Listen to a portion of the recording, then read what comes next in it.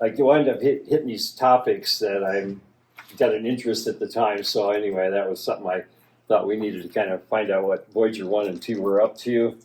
There's not a lot of information out there, but you'll see later on there's a lot of boring stuff going on. So anyway, we'll throw up the next slide. Oh, Voyager Star Trek. You are the first unit. You will listen to me. I've been programmed by Voyager to observe and record normal functions of the carbon-based unit in testing USS Enterprise.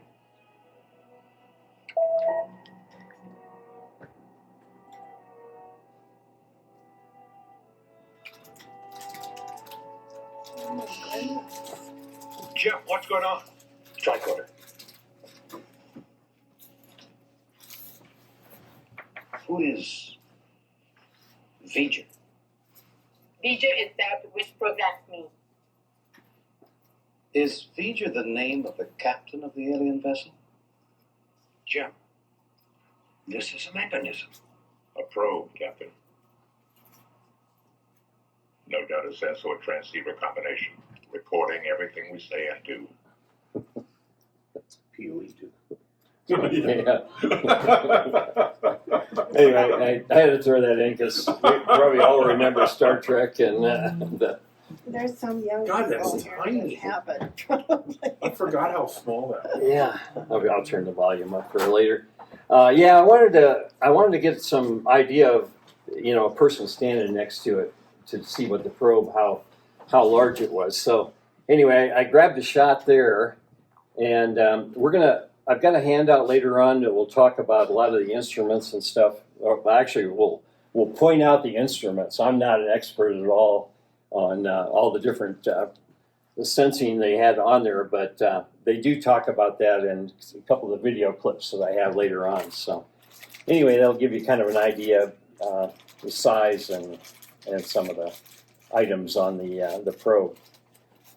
Voyager 1 was launched September 5th, 77, and Voyager 2 August. And you'll look that Voyager 2 was actually launched before, which always kind of baffled me. I thought, what's going on with that? Well, it almost seems like because Voyager 1 was speeding out faster than Voyager 2, I was trying to comprehend what was going on with that, but it almost seems like part of the slingshot effect that they were getting put the probes out at maybe a different speed.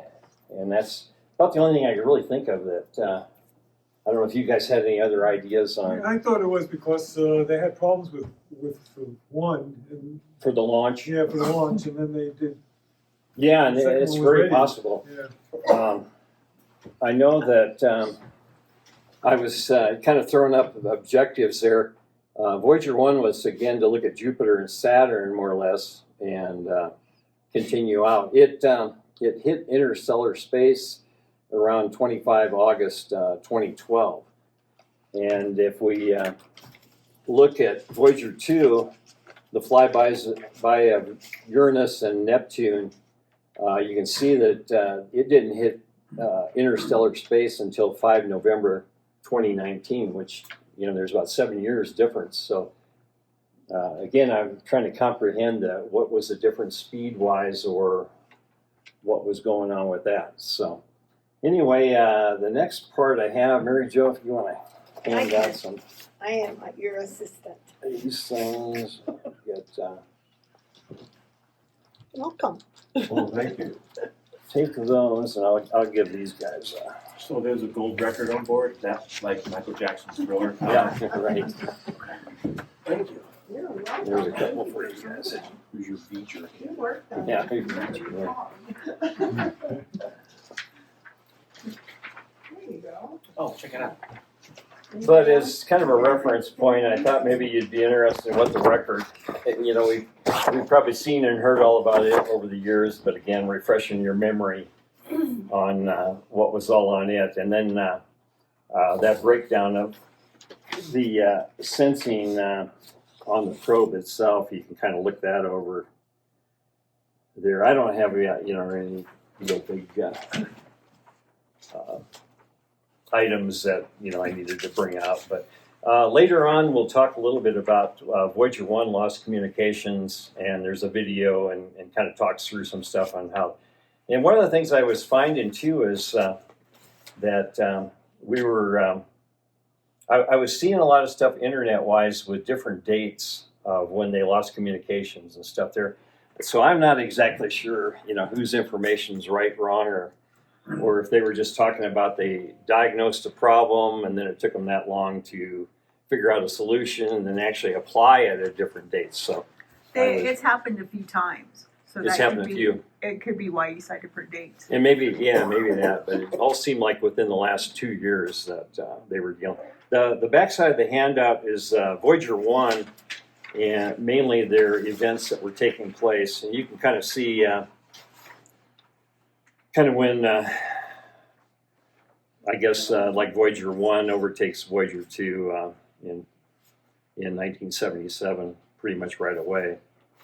But I'll let you look through those, and I don't have any real big highlights of those that We like handouts. like handouts. I like handouts. It takes away from me talking a bunch of stuff that I don't know anything about. So anyway, like I said, I dug up some information initially to build this slide, and then it almost seemed like I was getting contradictory information all over the place. So, but anyway, they lost communication for nearly a week. It was a technical glitch, and that video I have will talk more about that. They figured out a solution to it, and using a backup transmitter, and it hadn't been used since 1981, which I thought was kind of interesting that they don't test those things. But anyway, they eventually restored it. But anyway, the next part is the video again. We'll talk about that, and I'll see if I can get the volume adjusted for you. Voyager 1 is back and stable, resuming its role as humanity's farthest-reaching interstellar ambassador. After overcoming significant communication hurdles that had left it transmitting garbled data since last November, this legendary spacecraft has reaffirmed its critical place in our exploration of deep space. In this video, we will explore how NASA's dedicated team addressed the spacecraft's difficulties, the pivotal role of the flight data subsystem in restoring communication, the exciting implications this recovery holds for the future of space exploration, and we will also tell the story of other probes. In our previous videos, we shared the suspenseful silence of Voyager 1 since November last year, and we shared that it broke its silence. You can find the link in the description. Now, we're thrilled to report that not only has this iconic spacecraft broken its silence, but it has triumphantly resumed its mission. Its 4 scientific instruments are fully operational once again. After months of complex troubleshooting and strategic ingenuity, Voyager 1's team has once again proven their mettle. The issue began when Voyager 1, our most distant spacecraft, stopped transmitting understandable data, leaving scientists puzzled and eager for a solution. The team zeroed in on the Flight Data Subsystem, FDS, a critical component that packages and transmits data back to Earth. This system, vital for the spacecraft's ability to communicate, had malfunctioned due to a specific chip. Engineers at NASA devised a plan to isolate and address this issue. By singling out the problematic code and relocating it to a new section within the FDS, they initiated a delicate process that required precise coordination due to the vast distance, as signals take 22.5 hours to travel one way. On April 20th, 2024, the team's efforts were rewarded when Voyager 1 began to send back intelligible data, marking a significant milestone in the mission's recovery. Initially, only 2 of the 4 scientific instruments were back online, providing partial but vital signs of life. Fast forward 2 months, and the news gets even better. Voyager 1 is now fully operational, with all instruments active and sending back data. This remarkable turnaround not only showcases the resilience and dedication of the Voyager team, but also highlights the spacecraft's robust design, which allows for such remote repairs and adjustments. In celebrating this milestone, We also recognize the tireless efforts of the engineers who worked behind the scenes. Their determination to restore Voyager, one not only salvaged a key source of interstellar data, but also reinforced the foundational technologies that will support the next generation of space exploration.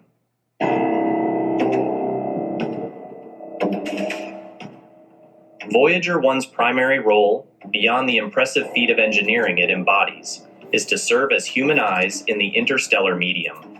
This region, lying outside our solar bubble known as the heliosphere, is rich with materials ejected by other stars, offering key insights into the broader galaxy's structure and history. Since entering this uncharted territory in 2012, Voyager 1 has been diligently sending back data about cosmic rays, magnetic fields, and plasma waves. These crucial readings help scientists assemble a more comprehensive understanding of the interstellar environment. Cosmic rays, high-energy particles racing at nearly the speed of light, provide clues about the potential for life and the processes of star and galaxy formation. Magnetic fields, though invisible, exert a powerful influence, guiding cosmic rays and shaping the structure of the interstellar medium.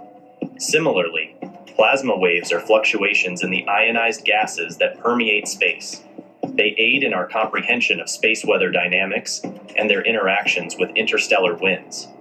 The recent resurgence in Voyager 1's capabilities was made possible by relocating software code from a malfunctioning chip to a different part of the spacecraft's memory system. This innovative solution not only circumvented the chip failure, but also ensured the continuation of Voyager 1's mission, allowing it to resume sending readable data back to Earth. This development ensures that Voyager 1 can persist in its critical role of transmitting valuable scientific data from interstellar space. Building on its technical triumphs, Voyager 1 has a rich history of contributions since its launch in 1977.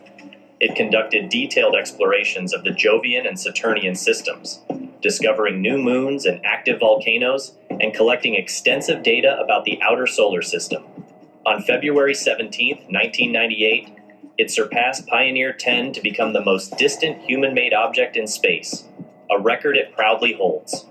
By 2012, it became the longest operating spacecraft, a testament to its durability and the ingenuity of its handlers. Its most significant achievement, perhaps, was becoming the first spacecraft to cross the heliosphere in 2012, venturing into interstellar space where the influences from outside our solar system predominate over those from our sun. Thanks to the recent restoration of its full capabilities, the flow of information from Voyager 1 continues uninterrupted.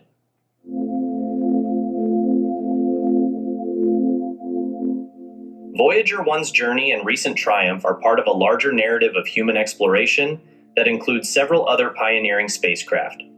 Voyager 2, its twin, launched shortly before Voyager 1, has also made significant contributions. After a grand tour of the outer planets, it entered interstellar space in 2018, where it continues to study the outer reaches of our solar system alongside its sibling.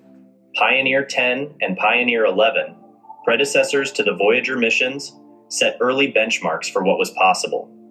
Pioneer 10 was the first spacecraft to travel through the asteroid belt and make a direct flyby of Jupiter, fundamentally changing our understanding of the giant planet and its moons. Its mission continued until 2003, long after its primary objectives were met, thanks to innovative power management that extended its operational life. Pioneer 11 followed a similar trajectory, providing the first detailed images of Saturn and its rings before its mission ended in 1995 due to power limitations. These missions laid the groundwork for Voyager by testing deep space communication and navigation technologies that are now standard in interstellar exploration. New Horizons, launched in 2006, represents the next generation of planetary exploration. After its historic flyby of Pluto in 2015, it is now exploring other Kuiper Belt objects, providing insights into the processes that shaped the early solar system. Its mission, supported by long-distance communication managed by the Deep Space Network, continues to stretch the boundaries of what we know about our solar neighborhood. Each of these missions has faced its own set of challenges, from technical difficulties and power shortages to the sheer vastness of space they must traverse. Each mission builds on the successes and lessons of those before it, pushing further into the unknown and illuminating the mysteries of the universe for us all. As we wrap up Voyager 1's journey, it's clear that this spacecraft is not just a machine floating through space, it's a testament to human ingenuity and the relentless pursuit of knowledge. The successful revival of its systems and the restoration of data transmission remind us of the incredible capabilities we possess and the boundless curiosity that drives us. Thanks for joining us as we celebrated this latest victory in space exploration. There's about a minute worth of pretty stuff. If you, we can cut it if you, unless you want to look at it. Well, pretty stuff is cool. Yeah, it's,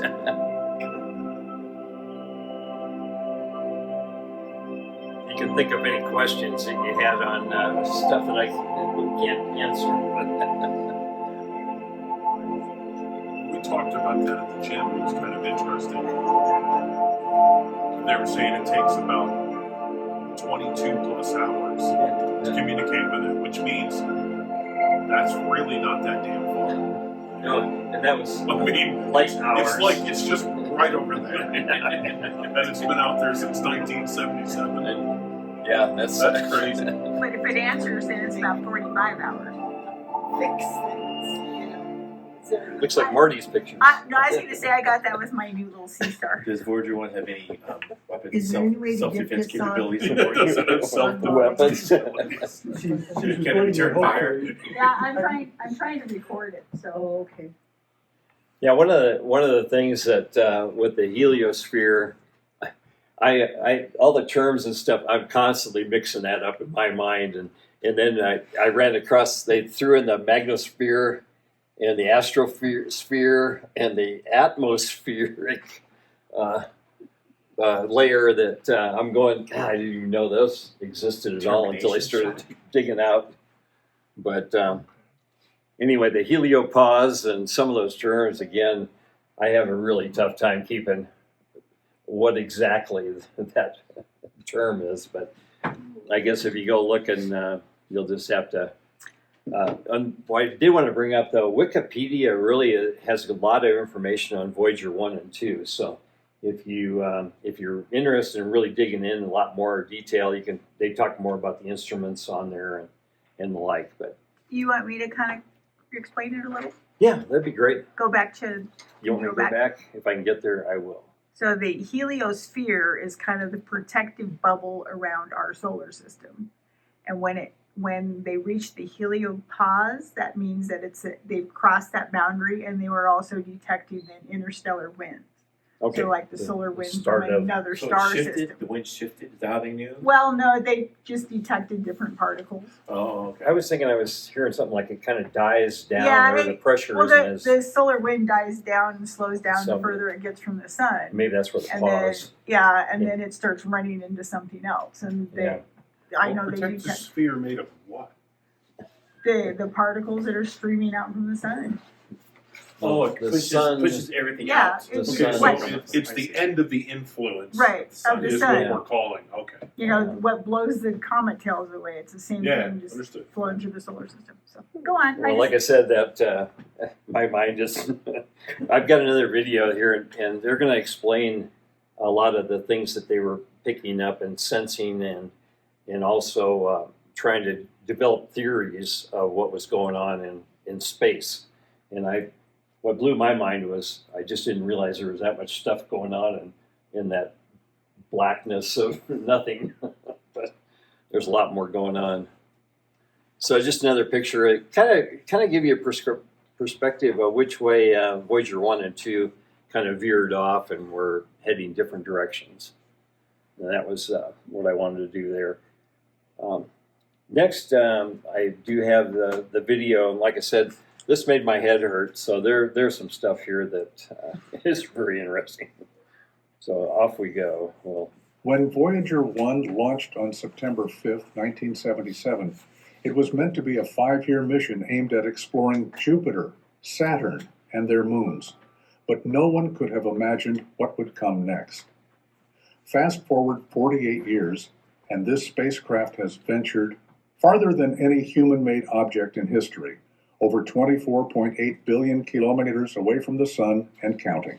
Its mission is to boldly go beyond the boundaries of the solar system and unravel the mysteries of interstellar space. But as it journeys into the unknown, Voyager 1 has made discoveries that are shaking the scientific community to its core. In October 2022, this tiny aging spacecraft recorded something extraordinary, an event so intense and baffling that it defies all our current models of the universe. It was October 2022 when Voyager 1's instruments detected an unprecedented surge of gamma radiation, a burst so powerful that it was soon dubbed the brightest of all time by astronomers. The radiation didn't just dazzle the cosmos, it altered Earth's ionosphere, creating a ripple effect felt across the planet. But here's the twist. This cataclysmic event didn't originate from a rare, massive explosion. Instead, it came from a seemingly ordinary supernova, a cosmic event astronomers encounter relatively frequently. The gamma burst wasn't just brighter. It was accompanied by a jet of radiation so narrowly focused and intense that it completely rewrote our understanding of how supernovae behave. Before this extraordinary discovery, Voyager 1 had already revealed a startling structure at the edge of the heliosphere, a vast, dynamic magnetic wall. This wall appears to act as a shield, protecting the solar system from cosmic radiation. While Voyager 1's journey through this region was turbulent and chaotic, Voyager 2's crossing years later revealed a starkly different picture, a thinner, more stable boundary. Scientists now believe the heliosphere's behavior changes depending on the sun's activity cycle, creating a fluctuating magnetic shield. What lies beyond this protective barrier? Voyager's discovery suggests that the heliopause is more than just a boundary. It's a gateway to a chaotic, unexplored frontier. As Voyager 1 ventured beyond the heliopause, it entered a region unlike anything we've seen before, a chaotic interplay of plasma waves, magnetic fields, and cosmic rays. What's more, the data transmitted back to Earth revealed pockets of interstellar plasma with varying densities, creating a patchwork of turbulence. But there's something even more mysterious. Instead of a stark transition from the sun's influence to interstellar space, Voyager found that the two regions seem to blend together. The interstellar magnetic field appears strangely aligned with the sun's magnetic field, creating a smooth yet perplexing transition. As Voyager 1 continues its journey, its data raises profound questions. Is interstellar space more active and structured than we believed? What other surprises lie hidden in the void? As Voyager 1 ventures deeper into interstellar space, it has begun detecting faint but significant shock waves, echoes from distant supernovae that occurred millions or even billions of years ago. These shock waves, carried by high-energy particles and plasma, provide a rare glimpse into the violent events that shape the galaxy. Voyager's instruments have recorded fluctuations in plasma density that hint at the immense power of these long-past cosmic cataclysms. But what's most surprising is the scale of these waves, which seem far more concentrated and energetic than expected. Could they hold clues about how the galaxy has evolved over billions of years? One of the most intriguing discoveries made by Voyager 1 is the detection of plasma oscillations, waves that ripple through the interstellar medium, providing a unique way to measure plasma density. These oscillations are more than just a scientific curiosity. They reveal that interstellar space is not the static, empty void we once imagined. Instead, it is a dynamic environment, constantly shifting and interacting with cosmic forces. Are these waves remnants of ancient stellar events, or are they evidence of ongoing processes we have yet to uncover? The gamma burst detected by Voyager 1 wasn't just powerful. It was accompanied by a jet of radiation so narrow and focused that it defies current astrophysical models. This jet, unlike anything previously observed, exhibited strange anomalies. across multiple wavelengths of radiation, from unusually strong radio waves to baffling patterns in X-rays. The event has left scientists searching for answers. Could this jet be evidence of a new type of stellar collapse, or is it pointing to an entirely new phenomenon in the universe? At the edge of the solar system lies one of Voyager 1's most mysterious discoveries, the magnetic wall. This structure, created by the sun's magnetic field interacting with interstellar forces, acts as a shield against cosmic radiation. What makes this wall so enigmatic is its dynamic nature. Voyager detected sudden shifts in magnetic field strength, suggesting that this boundary is far more active than previously believed. But what happens when this wall weakens? Could interstellar forces breach the heliosphere and impact the solar system in ways we don't yet understand? As Voyager 1 delves deeper into the interstellar medium, it has revealed a surprising complexity within this region. Far from being an empty void, interstellar space appears to be a patchwork of plasma, magnetic fields, and high-energy particles, each interacting in ways that defy our understanding. Voyager's instruments have detected pockets of varying plasma, densities suggesting that interstellar space is shaped by ancient supernova, stellar winds, and other cosmic phenomena. What's creating this hidden structure? Could these plasma pockets be remnants of ancient galactic events or clues to something even more profound?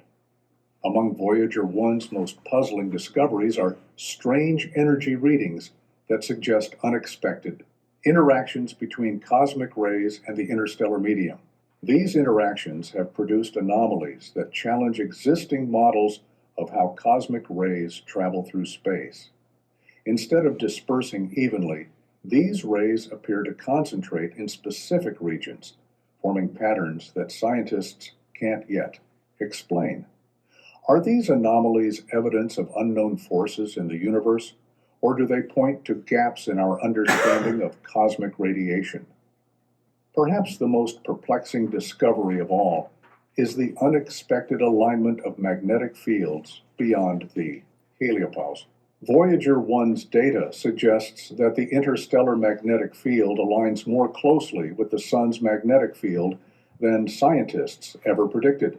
This alignment challenges our understanding of the heliosphere's role as a boundary and raises questions about the relationship between our solar system and the galaxy beyond. Is this alignment a cosmic coincidence, or is it evidence of an unknown connection between our solar system and the galaxy at large, a gateway to the universe's greatest mysteries?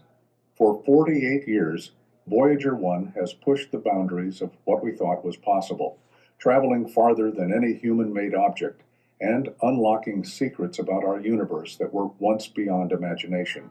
But its latest discoveries, gamma bursts, of unprecedented power, hidden plasma structures, interstellar weather, and the mysterious alignment of magnetic fields, are raising more questions than answers. Voyager isn't just a spacecraft, it's a time capsule, a cosmic detective, and a beacon of human curiosity. It has shown us that the universe is far more dynamic, interconnected, and mysterious than we ever believed. As Voyager 1 continues its journey, it carries with it the hopes of humanity, a quest to understand not only the universe, but our place within it. What lies beyond the next horizon? Are we prepared to embrace the mysteries it reveals?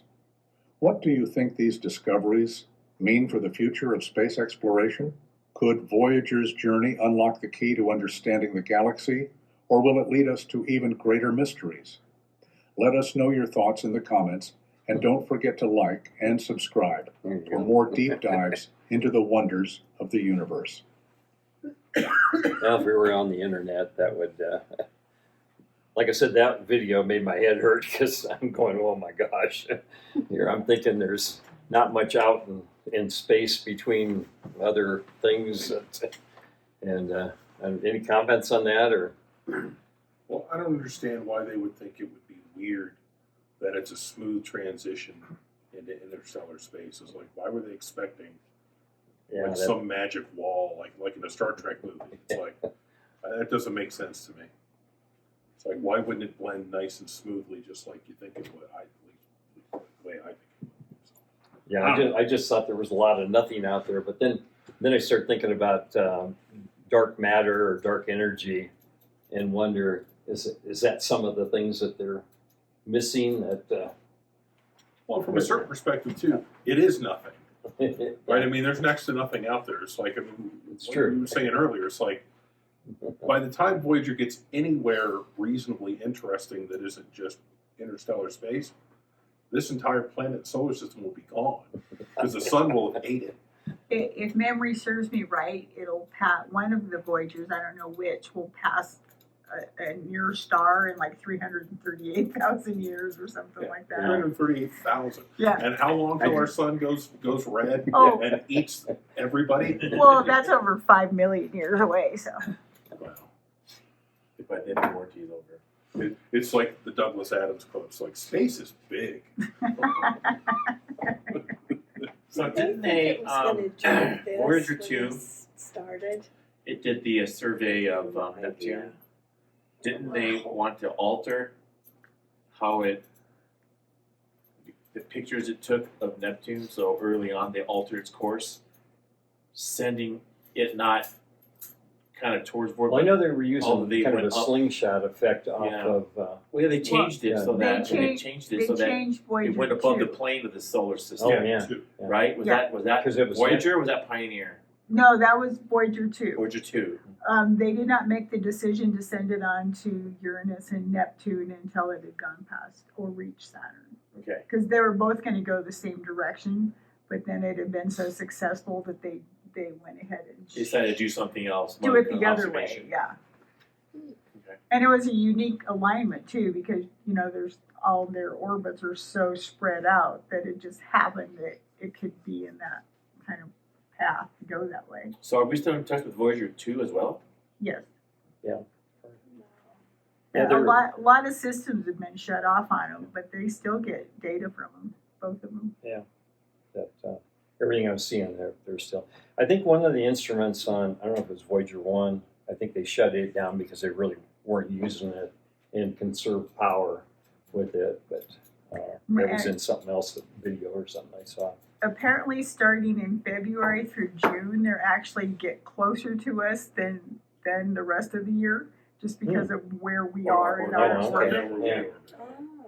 Yeah, I think it's In the Sky Live actually shows a tracker of where they are, and you can see the mileage, updating as you watch it, how far away they are. Which also Oh my means goodness. they're just not that far away. If our orbit can get us closer and further away Right. from it in a measurable way, they're not that far. There was It's like, some. that's There was crazy. some I ran across, and it said back in '77 they were using an 8-track tape on these things, but I don't know how. Nice. If they were programming off the tape to the computer or what. But Or if that's I like a couldn't find any bootloader. more on it. What if Yeah. that's like a bootloader's? That's what I'm wondering. Yeah, When these were launched, computers were in rooms yeah, right. with giant, tapes, recording everything. Well, and I was EchoStar can't thinking keep a it- satellite flying for, what, 5 years? Really? Yeah. That's about And- it, right? I mean, that's about the life of, like a decent satellite in normal orbit. That's why And all the these things are Starlinks 40 are years starting to old. fall Yeah, down. but the communication satellite, man, they're just packed full of stuff, highest end understand. technology. But there's just no, I mean, they programmed some redundancy into them, but I mean, I got woke up in the middle of the night on a trip to Arizona. It's like, hey, this satellite's gone. Oh It's no! like, what do you mean gone? It's like, it just went boop. Really? Did we find out what happened? Yeah, the power bus blew. No, and then it just you can't move it or anything. Yeah, Just, it's just tough. there. Yeah. So that slot is there. Well, taking and they're forever. And if you put something else up there, it could run into it Could run into because it. it has no. The It's orbits there. around Earth do just start decaying too. That's why they either need to eventually crash Hubble or try to boost it to a higher orbit.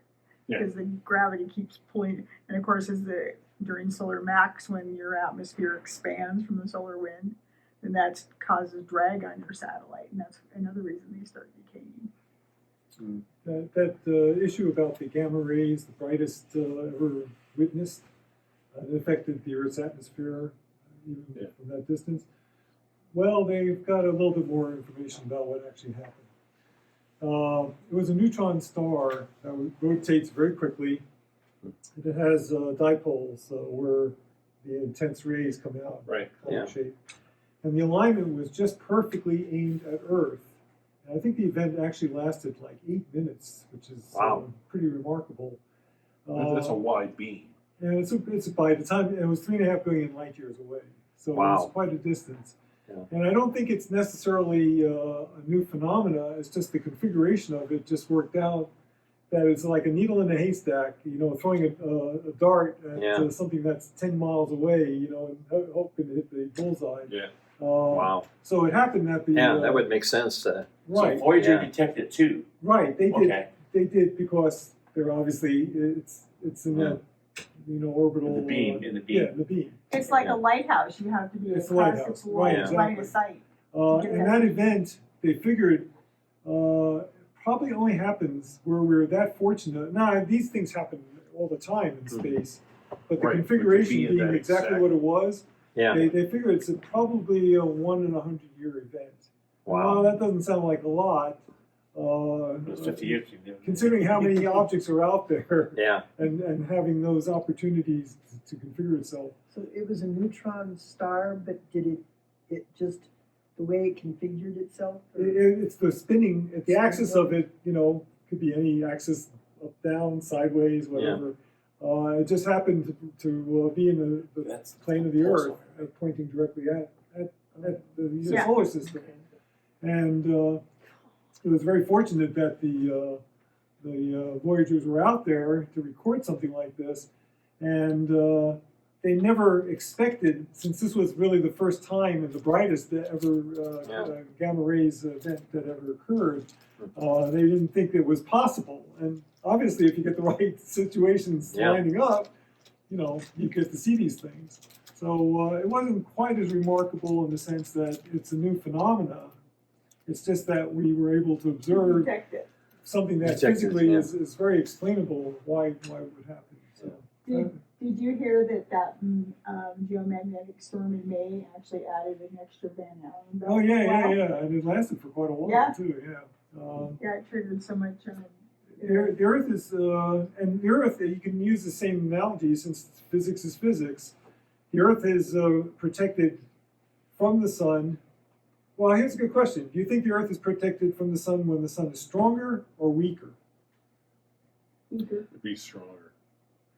I would think stronger. Right. It would push. It's ironic or- that the stronger the sun is, the stronger the protection of the Earth is. Okay. And I would think that the same mechanism, since we're dealing with magnetism and particle ionizations and That kind of things showed like me, how much protection we get from our sun. That right. So the same thing happens with the boundaries of the solar system.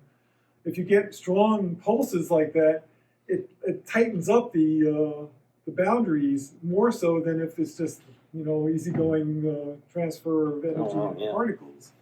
So I think there's an analogy there where what we're observing on Earth, looking out at space, is probably very similar. The magnitude of the thing is different, obviously, when you're further away from the sun and you're dealing with larger distances and such. But I think there's correlation. They correlate very well in that regard. Well, one thing that's interesting, and I know you track this with space weather stuff, Right. is it'll tell you how fast the solar wind is going as it's going by Earth. And when it's like usually over 600, that's when. Yeah, that's interesting. Normally it averages, believe it or not, because you have half the time in solar minimum. The average speed of the solar wind bombarding the Earth's atmosphere is about 250 kilometers per second. Right now, we're in solar maximum, and we have a couple of big CMEs on the sun, letting particles shoot out the way they are. I think it was 753 kilometers per second now. wow. Anytime it gets above 700, even with the low probability of the magnetic field cooperating, you can still get some faint auroras, even at mid-latitudes. So tonight, I don't know. Last night there was some, so Yeah, 2 nights ago it was more. 2 nights, yeah, and yeah, that's right. It was 2 nights ago. Yeah, that's one thing I like to watch is how fast the solar wind is going. That's a big feature. The Soho website, I know, it shows you all the current images of the sun in different wavelengths, and it always shows you like the solar wind speed. And I've always, sometimes it's like 250, 300 or something like that. And lately, it's generally even over 500 now. And another interesting thing is usually the north and south at Solar Max, the north and south hemispheres of the sun have equal sunspots. Well, it's been off with this cycle, and the north peaked probably last year, 2024, and it looks like now the southern hemisphere is probably going to peak this year. And that's kind of abnormal. Usually it's like very, if you've got a sunspot here in the northern hemisphere, you've got an identical one down here. And it wasn't like that in 2024. Yeah, it's been lopsided. Because of the winds.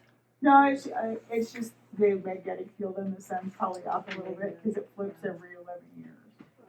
And it takes it 22 years usually to get back to where it was. Let me steal your cable. And what's very interesting is I got one more thing. Jupiter was closest to the Earth the last couple months. Yeah, it was And January. it almost coincided pretty much with solar maximum.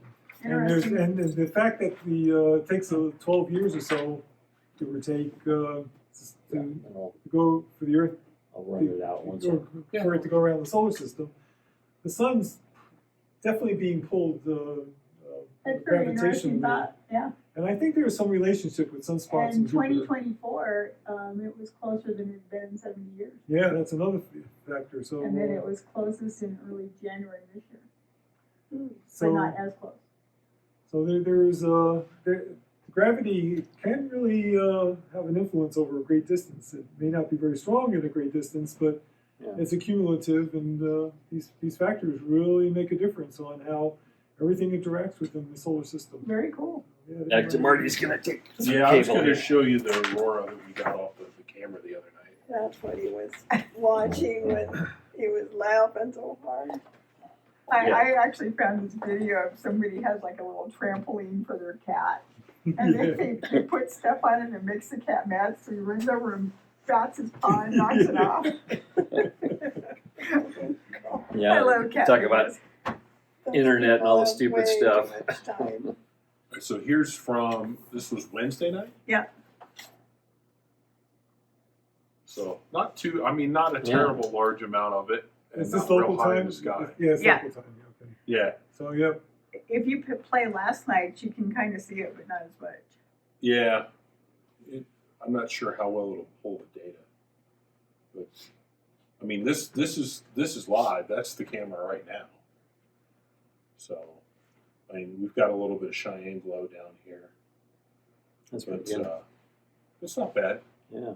And right now it's taking shots every 20 seconds. So Nice. by the time we get through an evening, You still have this online, right?